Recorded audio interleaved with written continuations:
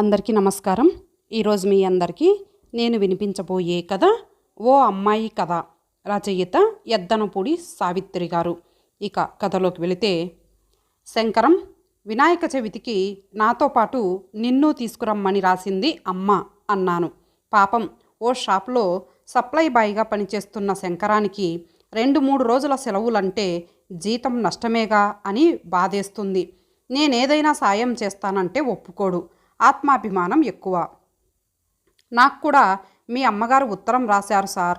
ఏదైనా ముఖ్యమైన విషయం ఉంటే కానీ తప్పకుండా వీలు చేసుకొని రమ్మని రాయరు కదండి.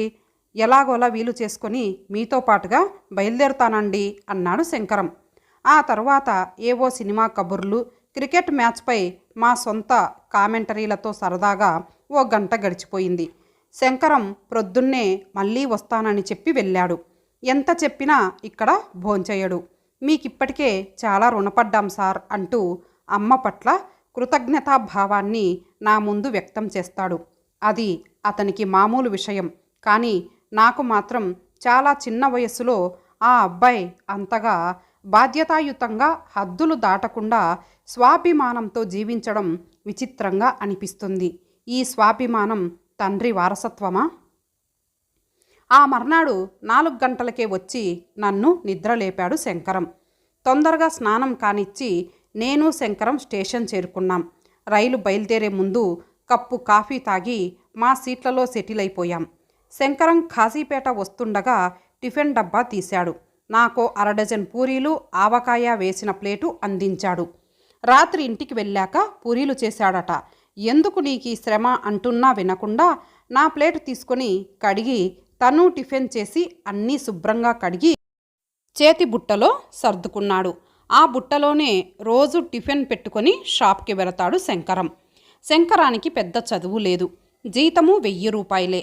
అయినా పొందిగ్గా 200 పూరింటికి అద్దె కట్టి హేమ చేతి ఖర్చులకు 200 పంపి ఉన్నంతలో గుట్టుగా జీవితం లాక్కొస్తున్న శంకరాన్ని చూస్తే నాకు అమ్మకు ఎంతో ముచ్చటగా ఉంటుంది. ఈ జీతం సరిపోదు గనుక రోజు ప్రొద్దున్నే పాల ప్యాకెట్లు, పేపరు వేయడం మొదలుపెట్టాడు. చాలా పొద్దున్నే లేచినట్లున్నాడు. కునికిపాట్లు పడుతూ అలాగే కిటికీకి తల ఆనించి నిద్రపోతున్నాడు. మళ్ళీ ఒకసారి అమ్మ రాసిన ఉత్తరం తీసి చదువుకున్నాను. ఏదో విశేషం లేనిదే అమ్మ శంకరాన్ని తీసుకొని రమ్మని రాయదు. విశేషమంటూ ఉంటే హేమ విషయమే. ఏమిటో రాయకుండా అమ్మ సస్పెన్స్లో పెట్టింది. ఇలా అనుకుంటూ ఉండగానే హేమ మొహం కళ్ళ ముందు కదిలింది.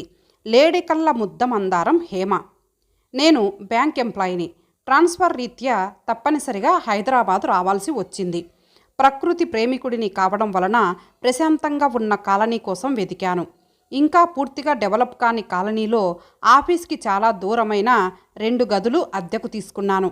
మేడపైన నా పోర్షన్ ముందు బాల్కనీలో నుంచుంటే దూరంగా కొండలపై నుంచి తొంగి చూస్తూ పైకి వచ్చే సూర్యుడు పలికే సుప్రభాతం అద్భుతంగా అనిపించేది. ఓ ప్రక్క కాలిబాట నుంచి వెళితే మామిడి తోటలు, మరో ప్రక్క అక్కడక్కడ ఇల్లు, ఓ 4-5 పూరిళ్ళు. ప్రశాంతంగా సిటీ లైఫ్లో పరుగులకి గొడవలకి దూరంగా ఉన్న కాలనీ అది.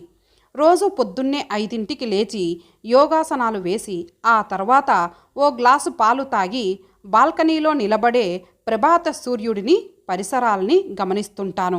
అలా నిలబడిన ఓ రోజు సూర్యుడు సుప్రభాత రాగాల్ని చూసే వేళ ఎదురుగా పూరింటి దొడ్లోంచి బయటికి వచ్చిందొక ముగ్ధ.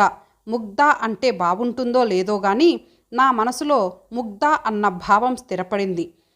పొడుగాటి వెంట్రుకల ముడిని విడదీస్తూ పెరటి బావి దగ్గర మొహం కడుక్కొని బకెట్లో నీళ్లు తీసుకొని తాటాకులతో మరుగులా కట్టిన బాత్రూంలోకి వెళ్ళిపోయింది. నేను నా గదిలోకి వచ్చేశాను.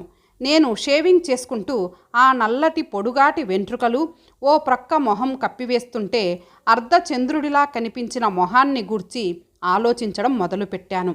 ఎప్పుడూ ఆమె మొహాన్ని పూర్తిగా చూడలేదు. కానీ కనిపించినంత వరకు రూపురేఖల్ని ఊహిస్తే అందమైనదనే నమ్మకం. క్రమంగా అలా ఆమెను చూడడం దినచర్యగా మారిపోయింది. ఓసారి జ్వరంతో 4 రోజులు పడకేశాను. ఆ 4 రోజుల్లో ఓ రోజు శుక్రవారం ఆలస్యంగా నిద్రలేచిన నేను మొహం కడుక్కొని రూంలోకి వస్తూ ఎదురింటి వైపు చూశాను. ఆ పూరింటి ముందు 5-6 కొబ్బరికాయలు పట్టుకొని వరుసగా నిలబడి ఉన్నారు. చిత్రంగా అనిపించింది. కానీ అలా బాల్కనీలో నిలబడే ఓపిక, గంటల తరబడి నిలిచి అసలు విషయం తెలుసుకునే శక్తి లేక లోపలికొచ్చి పడుకున్నాను. కానీ ఏదో ఆసక్తికరమైన విషయమే ఉందనిపించింది. తగిన అవకాశం రాక నా ఆసక్తి మనసు మూలల్లోనే పడుంది కొన్ని నెలలు. నా మనసు మూలల్లో పడున్న విషయానికి అవకాశం కల్పిస్తున్నట్లు అమ్మ రాక, అమ్మకి ఒంట్లో బాగాలేదని నాన్నగారు అమ్మని తీసుకొని ఇక్కడికి వచ్చారు. అమ్మకి దగ్గు, ఆయాసం ఎక్కువగా వస్తున్నాయి. దాంతో జ్వరం కూడా. కాస్త ఉన్నవాళ్ళం కనుక హైదరాబాదులో నేనున్నాను గనుక ఇక్కడ పెద్ద హాస్పిటల్లో చూపించాలని నాన్నగారు అమ్మని తీసుకొని వచ్చారు. 4 రోజులు నేను సెలవు పెట్టి అమ్మా నాన్నలతో పాటు ఓ సూపర్ స్పెషాలిటీ హాస్పిటల్ చుట్టూ తిరిగాను. అన్ని పరీక్షలు చేసి ఎక్స్రే తీసి ఓ వారం రోజులకి మందులు రాశారు. వారం తర్వాత ఆ మందులు వాడాక ఎలా ఉందో మళ్ళీ చెకప్ చేయించుకోవాలి. ఈ వారము అమ్మని అటు ఇటు త్రిప్పడం ఇష్టం లేక నాన్నగారు అమ్మని ఇక్కడే ఉంచి గుంటూరు వెళ్ళారు. ఆ రోజు గురువారం సాయంత్రం నేను రాగానే అమ్మ, కృష్ణ టిఫిన్ కాఫీ తీసుకున్నాక బజార్కి వెళ్ళాలి అంది. అలా ఓ చిన్న లిస్టు నాకు ఇచ్చింది. ఓ కొబ్బరికాయ, ఓ జాకెట్ బట్ట, కుంకుమ, పసుపు, పూలు, అగరుబత్తుల ప్యాకెట్టు, కర్పూరం వగైరా వగైరా. ఏదైనా పూజ ఉందా అమ్మ? రేపేం రోజు అంటూ అడిగాను. ముందు నువ్వు అవి తీసుకురా, తర్వాత చెబుతా. అమ్మ సాధారణంగా నన్ను బజార్ నుంచి ఏమీ తెమ్మని పంపదు. ఇక్కడ అమ్మకి అంతా కొత్త. మరీ తర్కించకుండా అన్నీ తెచ్చి ఇచ్చాను. బహుశా తన అనారోగ్యం తగ్గాలని ఏ అమ్మవారికో పూజ చేస్తుందేమో అనుకున్నాను. మళ్ళీ ఈ విషయం రెట్టించలేదు. అమ్మ చెప్పలేదు కూడా. మర్నాడు యథాప్రకారం నేను యోగాభ్యాసం చేసి పాలు తాగుతూ ఎదురుగా ఉన్న పూరి గుడిసె వైపు చూస్తూ నిలబడ్డాను. అమ్మ గదిలోంచి వచ్చి నా ప్రక్కన నిలబడింది. నేను కాస్త తడబడ్డాను. అమ్మ ఏమనుకుందో, రోజూ ఇలా ఆ అమ్మాయిని చూస్తున్నానని అనుకుంటుందేమోనని సిగ్గుపడి గదిలోకి నడిచాను. కానీ అమ్మ అక్కడే నిలబడి చూస్తోంది. ఓ అరగంట తర్వాత లోపలికి వచ్చింది. నేను స్నానం చేసి భోంచేసి ఆఫీస్కి వెళ్ళిపోయాను. అమ్మ ఇక్కడ ఉన్నన్నాళ్ళు అలా నిలబడి ఆ పూరింటి వైపు చూడకూడదని మనసులో నిర్ణయించుకున్నాను. ఆ సాయంత్రం నేను వచ్చేసరికి టేబుల్ మీద కొబ్బరి చిప్ప, కుంకుమ ఉన్నాయి. ఆ ప్రక్కన కుర్చీలో గంభీరంగా కూర్చొని ఉంది. ఆమె మొహంలో ఏదో దిగులు కనిపిస్తోంది.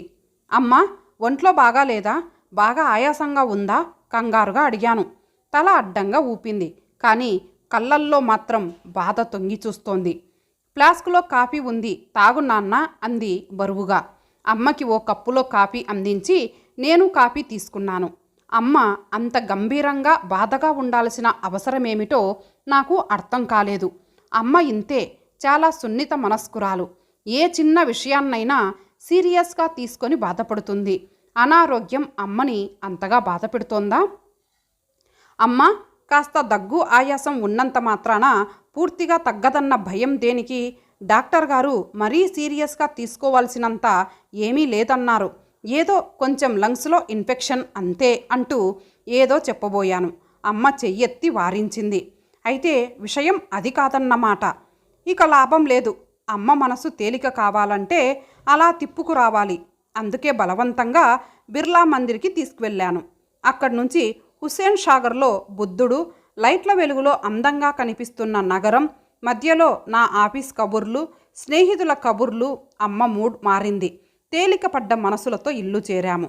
ఆ తర్వాత 2-3 రోజులు నేను వచ్చేసరికి ఆ ఎదురుగా ఉన్న పూరింటి ముందు కనిపించే అబ్బాయి అమ్మతో మాట్లాడుతూ కనిపించాడు.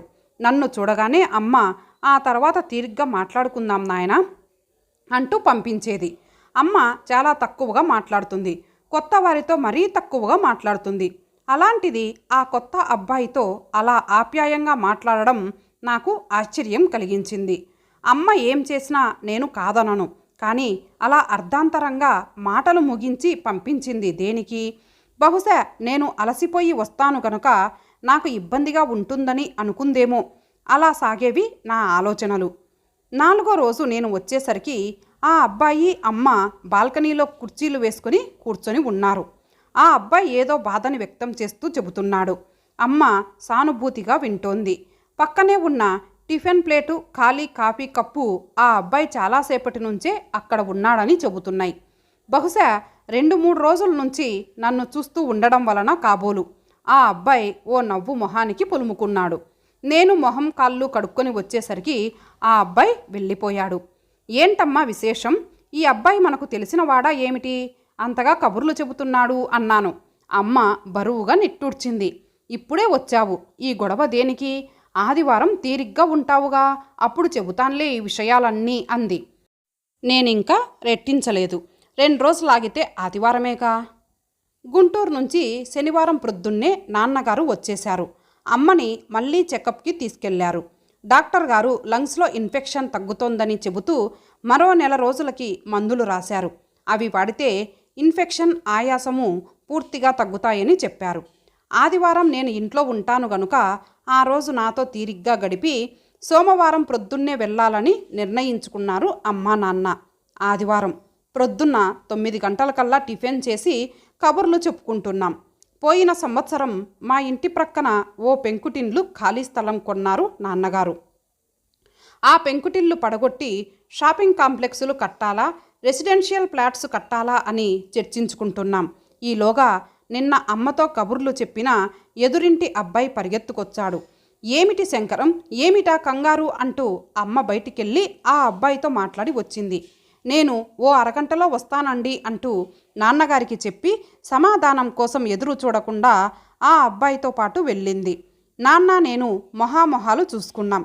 ఎవర్రా ఆ అబ్బాయి అంటూ నాన్న వేసిన ప్రశ్నకి తెల్లబోయిన నా మొహమే సమాధానం చెప్పింది. అన్నట్టుగానే అరగంటకి అమ్మ వచ్చింది. గంభీరంగా కళ్ళల్లో బాధని నింపుకొని నాన్నగారు నేను విషయమేమిటని తెలుసుకోవాలని చూపులతోనే నిర్ణయించుకున్నాం. ఏమిటిది భ్రమరా? నాతో కూడా చెప్పకూడని విషయమా అది? ఆ అబ్బాయి నిన్నెందుకు హడావిడిగా తీసుకెళ్లాడు అంటున్న నాన్నకు మౌనమే సమాధానంగా మంచం మీద కూలబడుతూ కాస్త మంచినీళ్ళియ్యి కృష్ణ అంది అమ్మ. నేనందించిన మంచినీళ్లు తాగి బాధని దిగమింగుతున్నట్టు 10 నిమిషాలు అలా ఉండిపోయింది. తర్వాత బలంగా తల విదిలించి కళ్ళు తెరిచింది. నేనిక ఊరుకోలేకపోయాను. వాళ్ళెవరమ్మా? ఎందుకంతలా నీవు వాళ్ళ కోసం హైరాణ పడుతున్నావు? ఏమండి, మన అగ్రహారంలో సాంబన్న వాళ్ళు ఉండేవారు, గుర్తుందా? నాన్నగారి వైపు చూస్తూ అడిగింది. తల ఊపారు నాన్నగారు. వ్యాపారంలో నష్టపోయి పంటలు దెబ్బతిని మొదలు కొట్టిన చెట్టులా కూలిపోయాడు. అర్ధరాత్రి రైలు పట్టాల క్రింద తలపెట్టాడు. ఏనాటి మాట, 6-7 సంవత్సరాలయ్యిందేమో. 2 అమ్మాయిలు ఓ అబ్బాయి కదూ అన్నారు నాన్నగారు. అవునన్నట్లు అమ్మ తల ఆడించింది. నాకు కళ్ళ ముందు లీలగా మా వీధి మూల ఓ మాదిరి బంగళా, కుంటుతూ నడిచే ఓ అమ్మాయి, ఆ వెనకే 2 జడలతో పరుగులు పెట్టే అమ్మాయి లీలగా కదిలారు. నేను ఆ సంవత్సరమే డిగ్రీలో చేరాను. ఓ సాయంత్రం కాలేజీ నుంచి వస్తుండగా ఆ బంగళా ముందు జనం. రైలు కింద తలపెట్టి ఆత్మహత్య చేసుకున్నాడంటూ ఆ తర్వాత వారం రోజులు ఆ పిల్లలు కనిపించారు. ఆ తర్వాత వాళ్ళనెవరో దూరపు బంధువులు తీసుకువెళ్ళారని అనుకున్నారు. భార్య పోయినా చక్కగా ఎంతో శ్రద్ధతో పిల్లల్ని పెంచుతున్నాడని అనుకునేవాళ్ళం. అతను అలా పోయాడు. ఆ పిల్లల్ని దూరపు బంధువులెవరో తీసుకెళ్లారని విన్నాం అన్నారు నాన్నగారు. అవును, తీసుకెళ్లారు. అలా వెళ్ళక అక్కడే ఉన్న ఇరుగు పొరుగు అంతా కలిసి వాళ్ళని ఆదుకునే వాళ్ళమేమో. అమ్మ కన్నీరు చీరే చెంగుతో తుడుచుకుంది. ఆ పెద్దమ్మాయి బాల కుంటిది కదూ, అప్పటికే దానికి 16 ఏండ్లున్నాయి. అలా తీసుకెళ్లిన 2 నెలలకి ఓ రోజు దాన్ని గుడికి తీసుకెళ్లారట. తిరిగి వస్తుంటే పెద్ద వెహికల్ ఏదో కొట్టిందంట. వారం రోజులు మృత్యువుతో పోరాడి పోయిందంట. ఆ తీసుకెళ్లిన బంధువులైన మంచివాడు కాదట. ఈ రెండోది హేమ మహా అందగత్తెగా, అక్క కంటే ఓ ఏడాదే చిన్నది. దీంతో వెధవేషాలు వెయ్యడం మొదలెట్టాడట. దాంతో భయపడి అక్కా తమ్ముళ్ళిద్దరూ పారిపోయి సికింద్రాబాదు వచ్చారు. ఇక్కడ వాళ్ళ పిన్ని దగ్గరికి వెళ్తే ఆవిడ పిల్లాడిని ఓ షాప్లో పనికి కుదిర్చింది. వీళ్ళిద్దరినీ వాళ్లతో పాటు ఉంచుకునేందుకు ఆమె భర్త ఒప్పుకోలేదట. అమ్మ చెప్పింది వింటున్న నాన్నగారు, అయినా వాళ్ళే ఇలా అయితే ఎలా, మరీ స్వార్థం పెరిగిపోతోంది మనుషుల్లో అన్నారు. వీళ్ళిద్దరూ ఇలా ఓ గుడిసె అద్దెకు తీసుకుని ఉంటున్నారు. వాడికొచ్చే డబ్బులతో ఏదో నెట్టుకొస్తున్నారు. హేమ చిన్నప్పటి నుంచి అందగత్తె కదా, అదో తంట. ఎక్కడ అద్దెకున్నా ప్రక్కన వెధవలు పిచ్చి వేషాలు. ఓసారి ఇది బస్టాండులో ఓ అమ్మాయిని చూసిందంట. ఆ పిల్ల అమ్మవారి పటం పట్టుకొని అడుక్కుంటోందంట. మన అగ్రహారంలో చిన్నయ్య పెళ్ళాం అమ్మవారు ఆవహించిందని ఊగటం గుర్తుందా? అది గుర్తొచ్చిందంట. అంతే, ఆ ఉపాయం తమ్ముడికి చెప్పిందంట. శుక్రవారం పసుపు ముద్దలా తయారై అమ్మవారి పటం ముందు కూర్చుంటుంది. అమ్మవారు ఆవహించే అమ్మాయి కనుక ఎవరూ దీని జోలికి రావటం లేదట. ఏదో గౌరవంగా బ్రతుకుతున్నారు అంది అమ్మ. సానుభూతి బాధ కలగలిసి నాన్న నేను మౌనంగా ఉండిపోయాం. మరి ఇందాక ఆ అబ్బాయి అలా కంగారు పడుతూ పిలిచాడెందుకు? అదేనండి అర్థం కావడం లేదు. ఒక్కోసారి అలా కాళ్ళు చేతులు వణుకుతూ పడిపోతుందంట. పోనీ శుక్రవారం అయితే నిజంగా అమ్మవారు ఆవహించిందేమో అనుకోగలరేమో గాని ఈ మధ్య తరచూ ఇలా జరుగుతోందంట అంది అమ్మ బాధగా. నేను భారంగా నిట్టూర్చి బాల్కనీలోకి వచ్చి నిలబడ్డాను. ఆ పూరింటి వెనక దొడ్లో నూతి పల్లెం దగ్గర కూర్చొని ఏదో ఆలోచిస్తోంది ఆ ముగ్ధ హేమ. లోపల నుంచి, భ్రమరా, మనం 4 రోజులు ఇక్కడే ఉండి ఈ విషయం కాస్త ఆలోచిద్దాం. డబుల్ స్ట్రాంగ్ కాఫీ పెడదు, ఈ భారం కాస్త దించుకుందాం అంటూ నాన్నగారు అన్నారు. మర్నాడు సాయంత్రం నేను ఆఫీస్ నుండి ఇంటికొచ్చేసరికి మా ఇంట్లోంచి బయటకు వెళుతూ కనిపించారు ఆ అక్క తమ్ముళ్ళు. అంటే నాన్న అమ్మ వీళ్ళ విషయంలో ఏదో సాయం చెయ్యబోతున్నారన్నమాట అనుకుంటూ మెట్లెక్కాను. ఆ రాత్రి భోజనాలయ్యాక నేను టీవీ చూస్తూ కూర్చున్నాను. అమ్మ నాన్న బయట బాల్కనీలో కుర్చీలు వేసుకొని కూర్చున్నారు. మాటల మధ్య హేమ విషయంలో ఏదో తీవ్రంగా చర్చిస్తున్నారు. సహజంగానే నాలో ఆసక్తి పెరిగి టీవీ సౌండ్ తగ్గించాను. ఆ అమ్మాయికి ఏదైనా సంబంధం చూసి పెళ్లి చేస్తే బాగుంటుందని అన్నాను ఆ అబ్బాయితో. పాపం ఆ అబ్బాయి చిన్నవాడేగా. అదేగాక అమ్మవారు ఆవహిస్తున్న అమ్మాయిని ఎవరు పెళ్లి చేసుకుంటారు? అమ్మ గొంతు వినిపిస్తోంది. అమ్మాయిని ఆడదానిగా అనుభవించాలని అనుకుంటాడు మగాడు. అదే గుళ్ళో స్త్రీమూర్తిని అమ్మవారికి నమస్కరిస్తాడు. పాపపు ఆలోచనలేవి ఆలయ ప్రాంగణంలో మనసులోకి రాకూడదని జాగ్రత్త పడతాడు. ఇక అమ్మవారు ఆవహించే అమ్మాయిని పెళ్లి చేసుకునే ధైర్యం ఎవరికి ఉంటుంది? నాన్నగారి గొంతు ఓ క్షణం ఆగింది. ఆ అమ్మాయి ప్రపంచాన్ని ఎదుర్కోలేక అమ్మవారి అవతారాన్ని అరువు తెచ్చుకుంది. ఏ మగాడి దగాలోనూ పడకుండా పవిత్రంగా బ్రతకాలని మనసులో ఘర్షణ పడుతోంది. శరీరం మాత్రం మనసుపై తిరుగుబాటు చేస్తోంది. మరి శరీరాన్ని యవ్వనం అజమాయిషీ చేస్తోంది కదా, అందుకే అలా ఫిట్స్ వచ్చి పడిపోతోంది. అలా అరువు తెచ్చుకున్న అమ్మవారి అవతారం పెళ్లికి అడ్డుపడుతోంది. నాన్నగారి విశ్లేషణ. ఎంత నిజం! హిస్టీరియా! అంత అందమైన అమ్మాయికి ఇదేం శాపం? మనం ఆ అమ్మాయిని మనతో పాటు గుంటూరు తీసుకెళ్దాం. అలా అరువు తెచ్చుకున్న అమ్మవారి అవతారం పరిసమాప్తి అవుతుంది అని అమ్మ అంటోంది. ఏమిటి చేద్దామని కంగారుగా అడిగారు నాన్నగారు. నేను చెవులు రిక్కించుకున్నాను అమ్మ సమాధానం కోసం. కొన్నాళ్ళు సరదాగా తన చిన్ననాటి స్నేహితులతో సినిమాలకి షికార్లకి తిరుగుతుంది. కాస్త మామూలు అమ్మాయిలా మారుతుంది. 6 నెలల తర్వాత మెల్లిగా ఓ సంబంధం చూసి ముడిపెడదాం. ఓ మనిషికి 6 నెలలు అన్నం పెట్టలేమా అంది అమ్మ.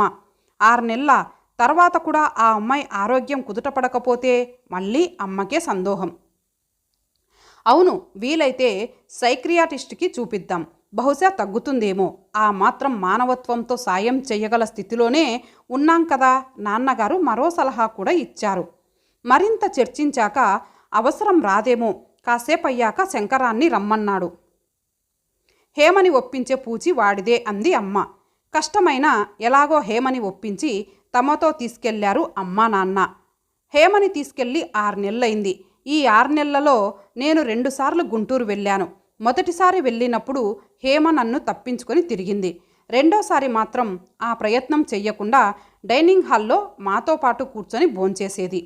నాతో పాటు శంకరాన్ని చూసి అమ్మా నాన్నలతో పాటు హేమ ఆనందపడిందని ఆమె మొహంలో చిరునవ్వు చెప్పింది. ఆప్యాయంగా నాన్నగారు శంకరాన్ని దగ్గరకు తీసుకున్నారు.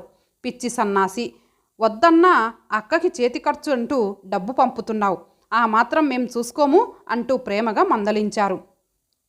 మీరింతలా అక్కని చూస్తుంటే కృతజ్ఞతతో మాటలు రాక నమస్కారం చేశాడు శంకరం. అమ్మ తనకి హేమకి అంతకుముందే చీరలు కొన్నానని చెప్పింది.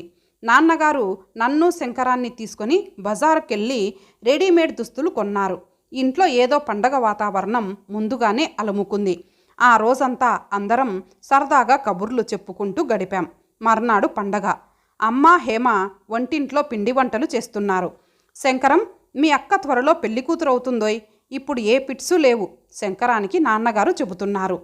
నా తల్లిదండ్రుల సంస్కారానికి కించిత్ గర్వం కలిగింది నాకు. శంకరం చూపుల్లోనే గౌరవం, ఆనందం వ్యక్తం చేశాడు. హేమని పొందే అదృష్టవంతుడు ఎవరో. ఆనాడు పూరి గుడిసెలో పొడుగాటి జుట్టుతో అర్ధచంద్రుడిలా కనిపించిన ఆ ముగ్ధ ఇప్పుడు విరబూసిన ముద్దబంతిలా ఉంది. నా ఆలోచనలు ఇంకా రూపం సంతరించుకోవడానికి తాపత్రయపడుతున్నాయి. మధ్యాహ్నం బస్సులో వెళదామని నిర్ణయించుకున్నాం నేను శంకరము. భోజనాలయ్యాక మంచంపై వాలి ఏదో పుస్తకం చూస్తున్నట్లు నటిస్తున్నాను. అర్థం కాని నా ఆలోచనలకి అవాంతరం కలిగిస్తూ గది కిటికీ దగ్గర హేమ మొహం ఓ క్షణం కనిపించింది. ఆ వెంటనే అమ్మ గదిలోకి వచ్చింది. కృష్ణ, శూన్యమాసం తర్వాత హేమకి పెళ్లి చేస్తే బాగుంటుందని అనుకుంటున్నాం. హేమని అమ్మవారిలా కాక ఆడదానిగా నీవు గుర్తించి ఆదరించగలవని నా నమ్మకం అంది నా కళ్ళలోకి చూస్తూ. నా అభ్యంతరం ఏదైనా ఉంటుందా అన్న ప్రశ్న కూడా అందులో ధ్వనించింది. నా కళ్ళల్లో అమ్మ వైద్యం కోసం హైదరాబాదు రావడం, తెల్లవారుజామున నేను బాల్కనీలో నిలబడి పూరింటి వైపు చూడడం, ఈలోగా అమ్మ రావడం అన్నీ రీలులా తిరిగాయి. ఇందులో నా స్వార్థం కూడా ఉంది. ఆధునిక నాగరికత పేరుతో విపరీతమైన పోకడలు పోవడం, క్లబ్బులు పబ్బులు అంటూ తిరగకుండా పెరట్లో పూసిన ముద్దబంతి లాంటి అమ్మాయి అయితే నా కొడుకు సుఖపడతాడని నా ఆశ. ఎదురుగా కిటికీ దగ్గర హేమ మరోసారి మెరిసి మాయమైంది. వెనక్కి తిరిగితే నాన్నగారు నా భుజం తడుతూ, నన్ను కన్నవాళ్ళకి నా మనసు తెలీదు. శంకరానికి ఆనందంతో కన్నీళ్లు వర్షిస్తున్నాయి. మౌనంగానే అమ్మకు నాన్నకు నమస్కరిస్తున్నాడు. మరి ఆ పసిమనసు బాధ్యతని పంచుకొని ఆనందం పంచుతున్నారు కదా. నా చిరునవ్వు సమాధానమై అమ్మ పెదవులపైన, నాన్న కళ్ళల్లో ప్రతిఫలించింది. తిరుగు ప్రయాణంలో రాబోయే కాలంలో అలిగి అమ్మవారి అవతారం అరువు తెచ్చుకొని ఇంటికి ఆలస్యంగా వస్తే హేమ నన్నెలా ఆడిస్తుందో అని నవ్వుకున్నాను. ఇంతటితో ఈ కథ సమాప్తం. మరలా మరొక మంచి కథతో కలుద్దాం. అంతవరకు సెలవు. నమస్తే.